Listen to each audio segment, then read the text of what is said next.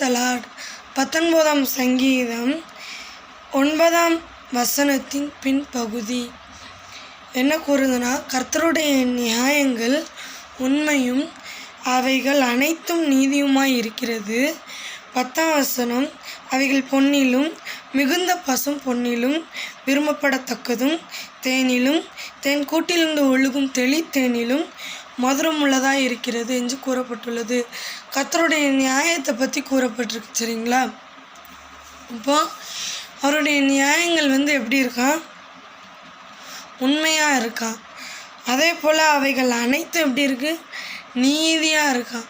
அப்போது நம்மளுடைய நியாயத்தை கர்த்தர்கிட்ட கொண்டு போனோம்னா எப்படி தீர்ப்பார்? உண்மையாகவும் நீதியாகவும் தீர்ப்பார். உங்கள் மேலே நீங்கள் தப்பு வச்சுட்டு அவர்கிட்ட போய் நீங்கள் கேட்டிங்கன்னு வைங்களேன், நீங்கள் தப்பு பண்ணதை அவர் என்ன பண்ணுவார்? சுட்டி காட்டுவார். சரிங்களா? அதே போல் என்ன சொல்கிறாருன்னா, பொண்ணை விட பசும்பொன். அப்போது 24 கேரட் தங்கம், ஃபுல் அண்ட் ஃபுல் தங்கம். அதை விட எப்படி இருக்கான்? அவருடைய நியாயங்கள் அவ்வளோ தூரம் அழகாக இருக்கான். அதே போல் தேனிலும் தேன் கூட்டிலிருந்து ஒழுகும் தேனிலும் எப்படி இருக்கான்? மதுரமுள்ளதாக இருக்குன்னு சொல்லி கூறப்பட்டிருக்கு. அப்போது நியாயங்கள் அனைத்தையும் நம்ம எங்கே கொண்டு போகணும்? ஆண்டவராகிய தேவனுடைய சமூகத்தில் கொண்டு போய் நீங்கள் கேட்கலாம். உங்கள்கிட்டே ஒருத்தவங்க நியாயத்தை கேட்டாங்கன்னா நீங்கள் ஜெபிக்கும்போது அவர் கரெக்டான இதை நடத்துவார்.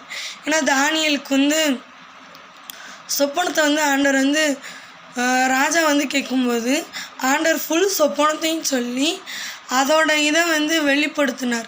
அப்போ இன்னொருத்தர் கொடுத்த சொப்பனத்தையும் அவருக்கு வெளிப்படுத்த முடியும் என்றால் உங்கள் நியாயம் யார்கிட்ட தப்பு இருக்குங்கிறதையும் சுட்டி காட்ட முடியும் அவரால்.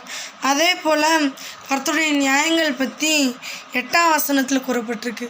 கர்த்தருடைய நியாயங்கள் செம்மையும் இருதயத்தை எப்படி இருக்கான்?